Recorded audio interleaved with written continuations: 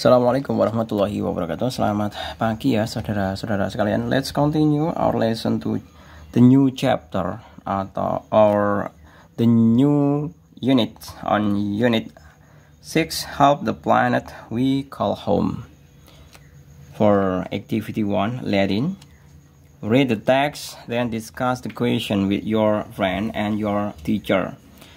Oke, di sini ada bagan ya. Sebenarnya lebih tepatnya ada sebuah banner ya. Deforestation, penggundulan hutan. Our forests are disappearing. Hutan kita akan hilang, lenyap. Deforestation is destruction of forests to make land available for other uses. Jadi penggundulan hutan adalah pengerusakan hutan untuk membuat lahan baru untuk kegunaan lain. Jadi kalau yang namanya hutan itu adalah isinya pohon mestinya, tapi ditebang demi memenuhi kebutuhan lain. Di sini dikatakan around 70% dari flora dan fauna yang hidup di hutan juga musnah. Ya. Kemudian 46.000 sampai dengan 58.000 mile kuadrat ya. Persegi kok kuadrat. Juga rusak setiap tahunnya, annually, setiap tahun. Kemudian forest cover 31% of our planet's land. 31%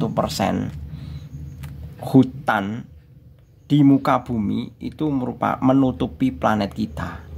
Jadi semua muka daratan, benar ya? Our planet land, benar. Berarti 30% dari seluruh muka daratan di muka bumi itu bentuknya hutan. If we don't stop deforestation, jika kita tidak menghentikan penggundulan hutan, 80% sampai dengan 90% of the forest will be destroyed. Jadi kalau kita tidak menghentikan penggundulan hutan, sekitar 80 sampai 90% hutan itu akan rusak atau hilang.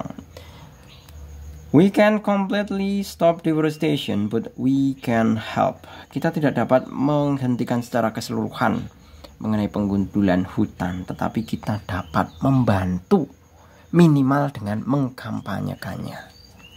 Seperti itu.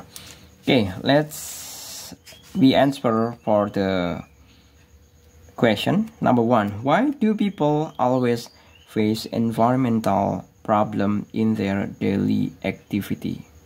Mengapa kebanyakan orang dihubungkan dengan masalah lingkungan di dalam aktivitas sehari-harinya? Because people often face environmental in their daily activity for several interconnected reason. Atau kalau kita bisa menyederhanakan jawabannya ya. Because their daily activities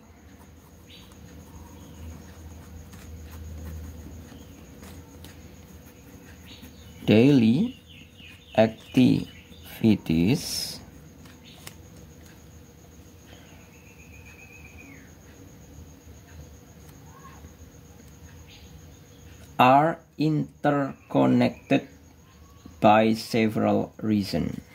Are interconnected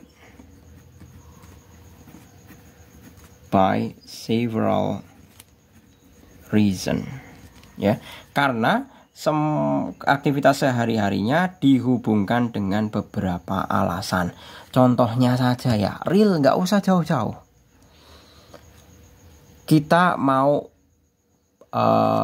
buka lahan pertanian, nebang hutan, utamanya lahan sawit itu ya, yang di Sumatera maupun di Kalimantan. Mau buka lahan sawit, tebang hutan. Mau buka untuk pemukiman, kita tebang hutan. Mau membuka ibu kota baru, kita juga menebang hutan, ya kan? Walaupun kalau khusus untuk yang IKN ya, kalau IKN di Kalimantan itu yang ditebang itu adalah hutan produktif. Dalam artian hutan yang memang benar-benar bisa, bukan alami. Kalau biasanya kalau hutan alami itu tidak boleh diapa-apakan oleh Kementerian Lingkungan Hidup. Tapi kalau hutan produktif itu hutan yang memang sengaja untuk memproduksi tanaman tertentu.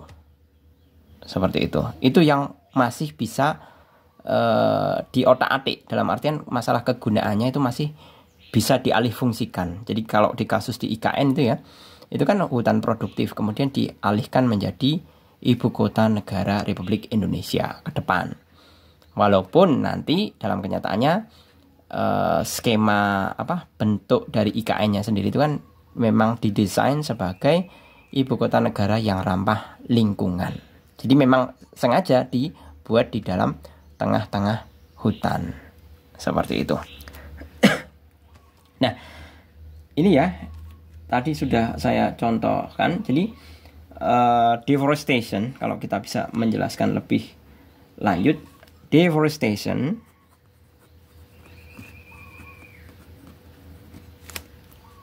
not only reduce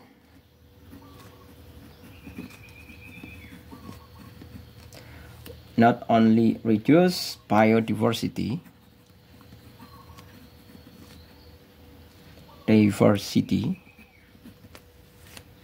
but also contribute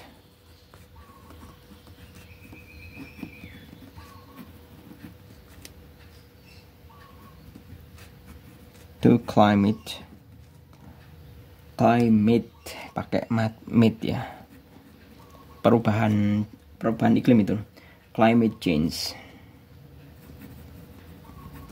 Nah, seperti ini.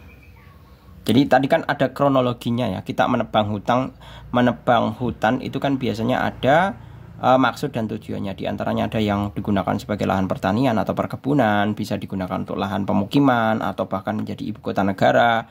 Nah, tentunya kan bisa mengurangi biodiversity, dapat mengurangi keanekaragaman hayati kalau yang sudah belajar biologi kelas 1. Tetapi juga mengkontribusi atau mengakibatkan adanya perubahan iklim. Nah, inilah yang beberapa di antaranya adalah bahwa aktivitas manusia, people always face environmental problem. Jadi semua aktivitas manusia itu pasti berakibat kepada lingkungan. Silakan kalian bisa susun sendiri mengenai jawabannya. Ini Pak Jul hanya memberikan sebagai alternatif jawaban. Kemudian number 2, which one might have more environmental problem in their daily activity, supplier or customer? Nah, siapakah yang sebenarnya memberikan dampak atau efek dalam kegiatan kesehari-hariannya? Apakah supplier atau customer? Saya rasa dua-duanya ya. Jadi kita bisa menjawabnya adalah both of them can contribute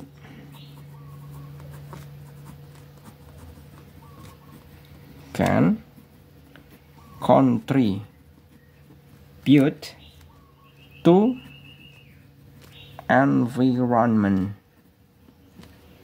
environmental in their activities. Contohnya yang supplier, for example ya, supplier itu adalah the manufacturing process can generate pollution. The manufacturing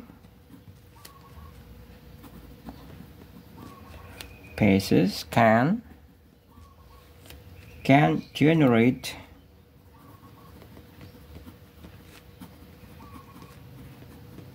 pollution. Jadi proses manufacturing itu maksudnya pabrik-pabrik yang membuat sesuatu itu loh.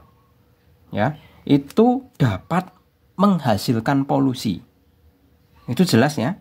Semua pabrik itu pasti menghasilkan polusi. Kemudian untuk customer ya. Improper disposal of product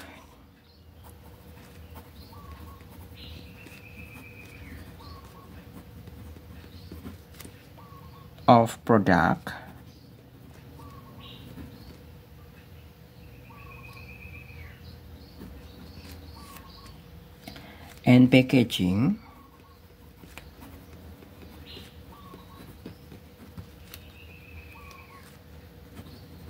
by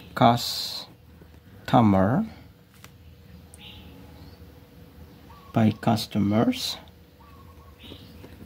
can lead to pollution.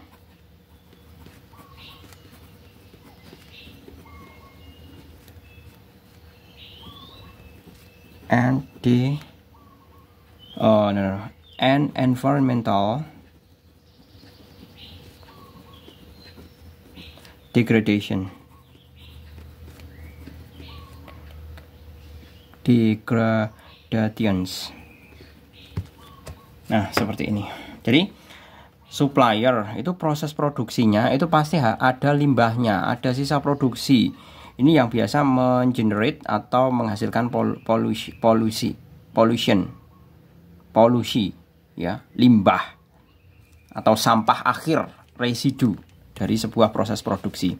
Sedangkan customer improper of disposal of product and packaging. Nah, customer itu kalau menerima produk itu kan pasti ada packagingnya, ya kan? Pertama, packagingnya itu kan pasti menghasilkan sampah. Apalagi kalau dibungkus dengan plastik yang tidak bisa didegradasi atau tidak bisa diuraikan secara alami atau secara biologi. Itu sudah akan mempengaruhi lingkungan. Kemudian lagi, produknya sendiri kalau misalkan produknya itu sudah habis masa pakainya, itu kan tentunya akan menjadi barang rongsokan kalau sekiranya tidak bisa didaur ulang atau tidak bisa di recycle, reuse, nah itu pasti akan menjadi sampahnya tidak terdegradasi, ya. Itu maksudnya. Jadi keduanya baik supplier maupun customer itu saling mempengaruhi terhadap lingkungan. Sangat berpengaruh. Dominannya adalah dominan merusak. Seperti itu. Ya mungkin ada kalanya sebuah perusahaan itu kan pasti ada CSR-nya ya. Ada yang CSR-nya dalam artian untuk sebagai upaya pelestarian terhadap lingkungan. Namun proporsinya kan tentunya sedikit dibandingkan dengan biaya proses produksinya. Okay, let's continue to number 3. As one of Indonesian citizens, what would you advise your friend to improve the environmental quality in their community? Sebagai warga negara Indonesia, apa yang kamu dapat berikan atau menasehati kepada temanmu untuk meningkatkan kualitas lingkungan di komunitasmu? Nah, Pak Jul hanya akan berikan beberapa alternatif mengenai jawabannya ya. Sebagai contoh saja, encourage our friend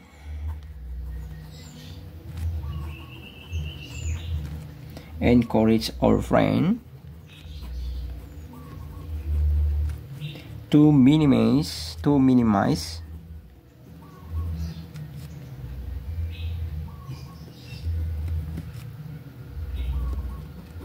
waste by adopting jadi mengajak teman kita untuk meminimalkan sampah atau limbah ya, dengan mengadopsi yang namanya program 3R, reuse, recycle, apalagi R satunya lagi, reuse, recycle, terus apalagi ya Pak Jul lupa ini, silahkan kalian cari ya sendiri. Kemudian advocate for energy conservation practice. Jadi advocate for energy conservation practice. Kemudian langkah lainnya diantaranya bisa juga promote water saving habit. Promote water saving habit. Nah, jadi mempromosikan atau mengkampanyekan untuk menghemat air. Karena apa? Penelitian di akhir-akhir ini bahwa air tanah itu stoknya semakin menipis atau kecenderungan semakin berkurang. Ini juga Pak Jul alami sendiri ya di lingkungan Pak Jul ya, di desa Pak Jul itu. Kalau benar-benar kering, musim kering itu sumurnya mengering. Walaupun sumurnya udah diperdalam lagi atau sudah disuntik ya, tapi dalam kenyataannya kering, tidak ada isi airnya. Ini menunjukkan apa? Bahwa stok air tanah kita itu semakin menipis. Nah, ini cocok dengan langkah ini, yaitu promote water saving habit. Jadi kita diminta untuk menghemat penggunaan air. Okay, for the next number 4, do you think an environmental projects done by your school can stop deforestation? Apakah kamu berpikir bahwa proyek apa yang kamu lingkungan atau proyek kampanye sekolah yang kamu lakukan untuk menyetop atau proyek lingkungan dapat menghentikan penggundulan hutan? Nah, ini tergantung ya. Kalian bisa, kalau menstop secara 100% mungkin tidak bisa, ya kan? Di sini kan sudah dikatakan we can completely stop deforestation, but we can help. Setidaknya menghentikan. Seperti itu. Kalau komplit langsung tidak ada yang namanya penggundulan hutan, itu tidak mungkin.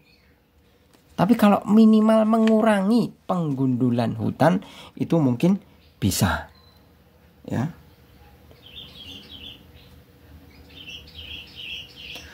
Kita bisa menjawabnya yes, we do.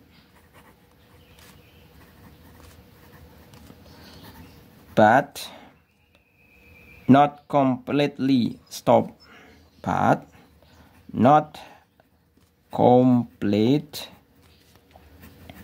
completely stop deforestation.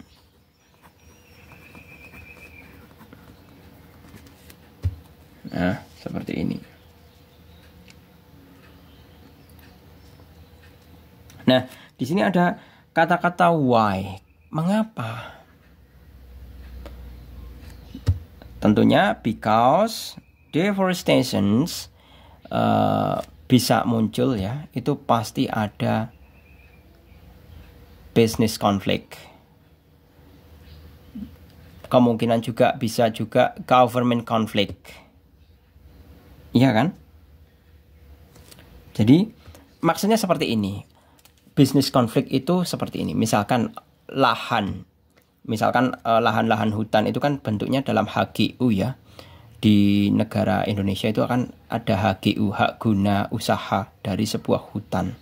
Nah, misalkan si pemilik HGU itu ya, Pak Jul terangkan ya. HGU, hak guna usaha, itu tanahnya milik negara. Kalau bentuknya hutan, kalau HGU-nya dikuasai oleh perseorangan, kalau misalkan kemudian tiba-tiba diubah menjadi lahan sawit, nah ini tidak masalah seperti itu. Nah, ini yang membuat kita tidak pernah berhasil untuk mengurangi completely stop deforestation. Itu nggak semudah membalikkan tangan. Nah, ini ada konflik bisnisnya. Konflik bisnisnya apa? HGU dikuasai perseorangan. Nah, pemilik HGU ini juga bayar pajak dari hasil usaha ini. Bayar pajak ke negara. Nah, otomatis imbal hasilnya apa? Ya sudah, si pemilik HGU ini bebas bertindak terhadap tanah yang dimilikinya. Yang misalkan tadinya hutan ini produktifnya lama, saya ubah ke lahan sawit yang produktivitasnya lebih mudah. Nah, itu contohnya. Jadi kita bisa menuliskan dalam bentuk why-nya, because there are many business conflict or maybe government conflict, ya. Because there are many, sebenarnya bukan tidak tepat business conflict ya, business interest.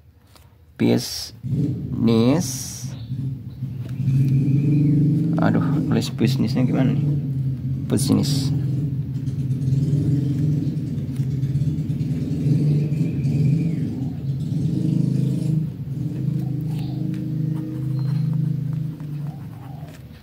And government interest. Maksudnya karena dalam hal deforestation ya, itu kebanyakan konflik kepentingan. Jadi bisa konflik kepentingan dalam bidang bisnisnya maupun konflik kepentingan dalam pemerintahan. Kalau bisnisnya sudah saya contohkan mengenai HGU ya, tanah negara, hutan dijadi lahan sawit. Kemudian yang kalau government interest itu contohnya adalah IKN. Nah, ini tanah negara, HGU juga, tapi dalam bentuk produk hutan produktif ya, hutan produktif ini diubah menjadi IKN. Nah, ini konflik kepentingannya mana? Konflik kepentingan antara government interest dengan hutan produktif, ya, seperti itu. Nah, inilah contoh-contoh yang sekiranya kita tidak mungkin menghentikan deforestation with completely 100%. Menghentikan 100% penggundulan hutan itu nggak mungkin bisa. Tapi usaha untuk meminimalkan penggundulan hutan itu masih bisa. Seperti itu. Nah, di sini sudah Pak Jul why-nya ya, why? Because there are many business interests and government interests. Jadi ada konflik kepentingan dalam bidang bisnis maupun government. Bidang bisnisnya contohnya ini alih fungsi lahan hutan menjadi lahan sawit. Kemudian konflik kepentingan pada pemerintahan ini contohnya adalah alih fungsi hutan produktif menjadi ibu kota negara. Nah, ini adalah salah satu contohnya. Seperti itu. Oke, gitu ya. Ini seperti halnya berdiskusi tapi dalam bahasa Inggris. Oke, gitu saya akhiri. Semoga bermanfaat. Terima kasih. Selamat pagi. Assalamualaikum warahmatullahi wabarakatuh.